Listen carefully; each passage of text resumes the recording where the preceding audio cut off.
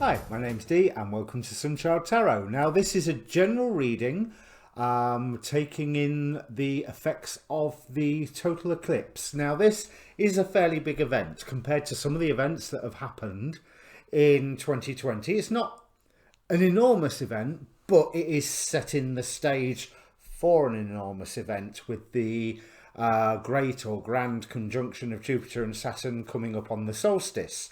It is a total eclipse, so it does have extra whammy. I mean, an eclipse is an eclipse, but the fact that it's total has that little bit of extra whammy. Now, I've covered, with astrologer David Fischer, I have covered the astrology of this total eclipse in some detail in a show that we've called 2020 season finale, which link for which will be down in the description. This is a general reading.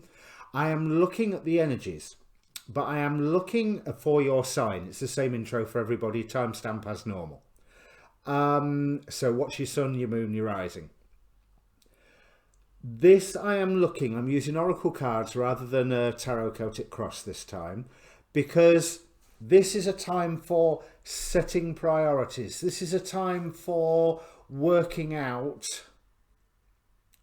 how to manifest the next timeline that you want once we have the grand conjunction cycle change into the air signs. You either know what that means or it doesn't, but basically December the 21st, really big aspect coming up, sets the stage for the next 20 years and for the next 200 years and quite possibly 800 years, again refer to the 27 grand season finale.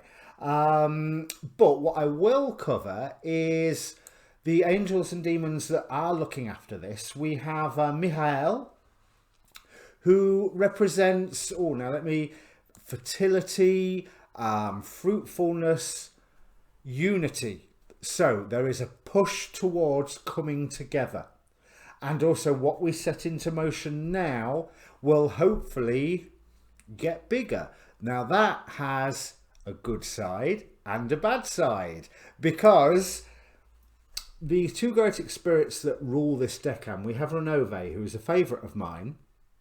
Astrologically, he can represent slavery, but magically, Renove is, I feel like I'm being rude, but he's hideously ugly and absolutely and utterly charming. You've heard me talk about him before if you've watched my readings before. He was a demon that went around the medieval world spreading peace and diplomacy wherever he went. You know, so he shows that no matter what the obstacle is, i.e. the hideous ugliness, it can be overcome by his charmingness. That a solution can always be found. Now, he rules this, if I remember correctly, by day. Let me just double check that. I'm sure it's by day. Yes, and by night, then Andras is the Goetic spirit in charge of that decan. Now, Andras astrologically, I'm sorry, I'm saying it with that little roll of the R because his name reminds me so much of Zathras of Babylon 5. But Andras astrologically represents folly. So it means that we are called upon to take great thought in what we are planning to do, because whatever plans we set into motion will be fruitful.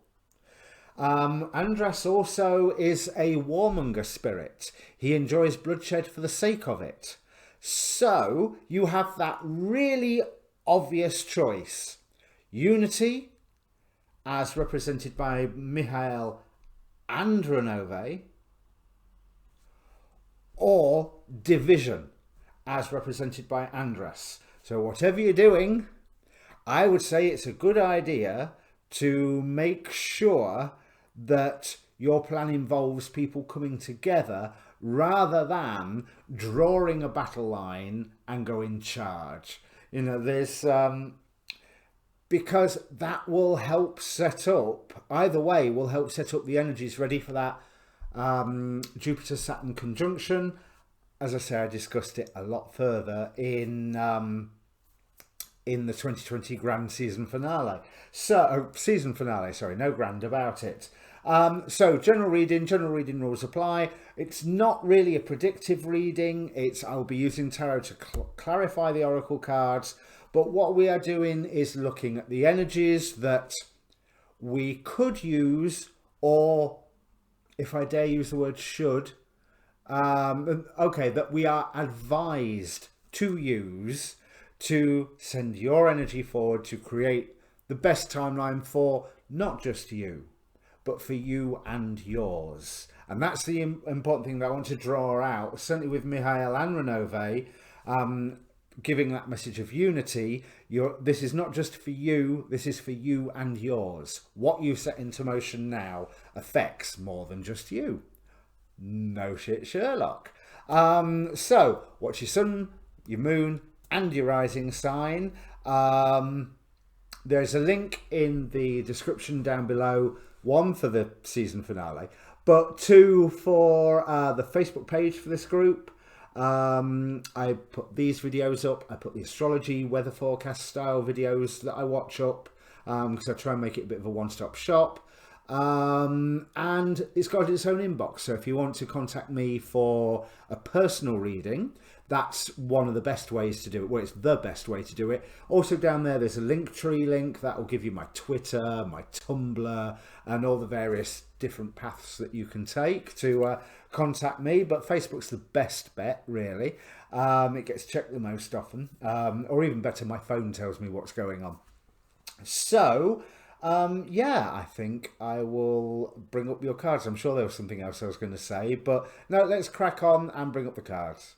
Okay then, Scorpio, and if you are Scorpio rising, then this is occurring in your second house, all about your assets, your finances, and the things that you value. And it's the things that you place value in that I want to concentrate on, because this looks like it may be a slightly more eventful eclipse for you than some, Scorpio, because I haven't worked out the angles in my head, because it's only semi-sextile to your sign, isn't it? So that's supposed to be quite harmonious, and I think the long-term effect here is going to be harmonious. It's just not going to look that way to start off with. We start with the green man with abundance, Socrates with divine connection, love and light. Sounds wonderfully hippie, doesn't it? But basically this card is, it says act with care. It's about maybe drawing back a little and not being over exuberant, because over exuberance is something that the green man can bring. X marks the spot, see the love in disguise. I'll get onto that one. And then the holy thorn from the, what's it called? Mists of Avalon Oracle. So, what am I seeing here? Now, the green man is saying that you are in a time of growth, but there is definitely a risk of over exuberance. And the Nine of Pentacles clarifying this rather tells me that you are being told maybe to, this is going to sound awful, keep it to yourself. Because there is a wonderful sense of jumping ahead, jumping forward. But what Socrates is telling me, with the just being clarified by the Justice card, is also know when there is a time to call it quits. Also know when there is a time to stop. Know when there is a time to draw back a little. Because this exuberance, the love and light, it seems like you are pouring it upon your home, your community, which is what the Ten of Pentacles stands for. But I also, with it being the Ten Pentacles around a heraldic shield, what is it that you are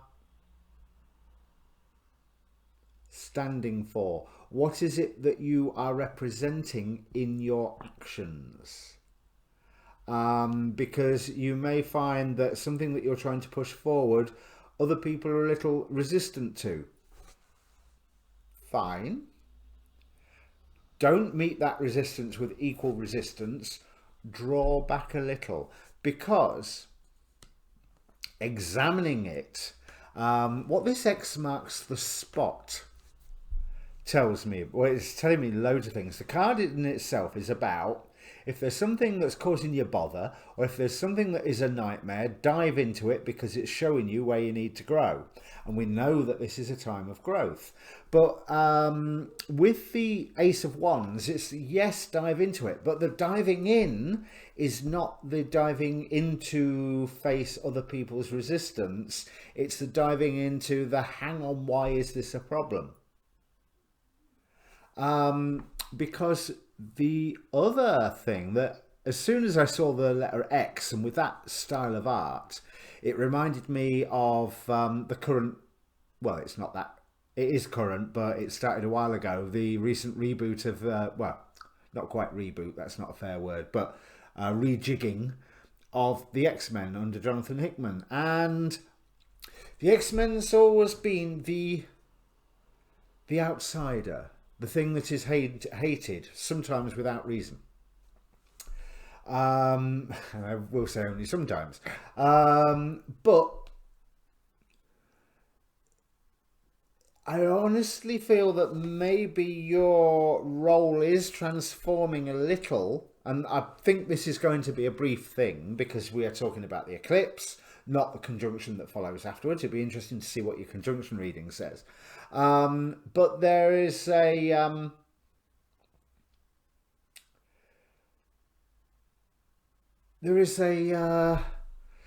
sense of you being an outsider and having to be happy with it for a couple of weeks with whatever your plan is. Or that you may receive some form of a rejection, some form of, yeah, I'm not interested, go and peddle your wares elsewhere, which is likely to hurt. And that's what the Holy Thorn card is about. It is a card about, yeah, life's lessons have thorns, you know, they can hurt. And the good lessons normally do. But this is clarified by the Queen of Cups, which also, it says two things to me. One, you are to re-examine your dream and re-examine how you're going forward with your plans.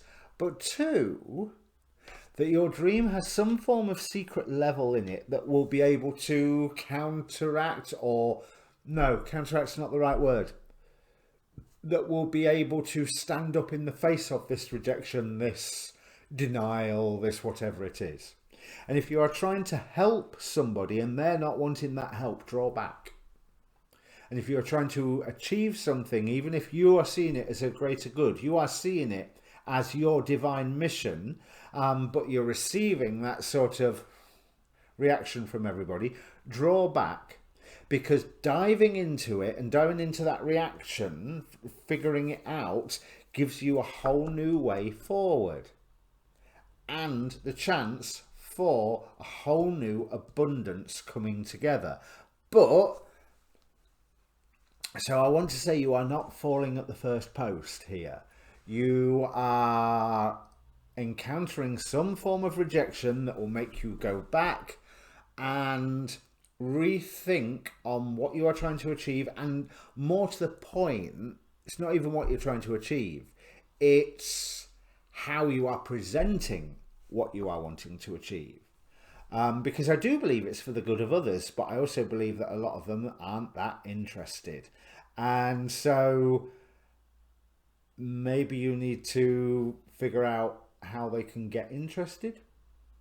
But with the tarot cards, none of them feel bad.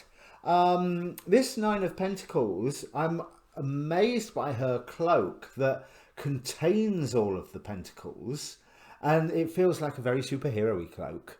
You know, it feels like there's come into the, you know, the power of my cloak. With the Justice card, which is just restraining that personal energy a little. And you being put into a position where you really do have to think about what it is you stand for and how you stand for it. So you are being driven into a bit of a role of the outsider. You are having to learn those thorny lessons, and but with the Ace of Wands, Queen of Vessels, I think that your dream is going to go forward, but just maybe not in the way that you initially plan it to be doing now. So if that means anything to you, Scorpio, comment down below. Obviously, go and watch your moon and rising sign if you haven't done already, and catch the 2020 season finale show, because it might put a bit of context on a lot of this, because the astrology of the eclipse coupled with the upcoming conjunction, there's a lot going on. And let me see. So if Sagittarius is your second house, am I going the right way around? So it's going that way. The conjunction may be in your 12th. So yes, it certainly may be a time of soul searching coming up. I hope I've got my direction of everything, the way everything's turning in my head right there. Don't look it up. Don't take it for granted what I just said. Okay, comment down below. See you later.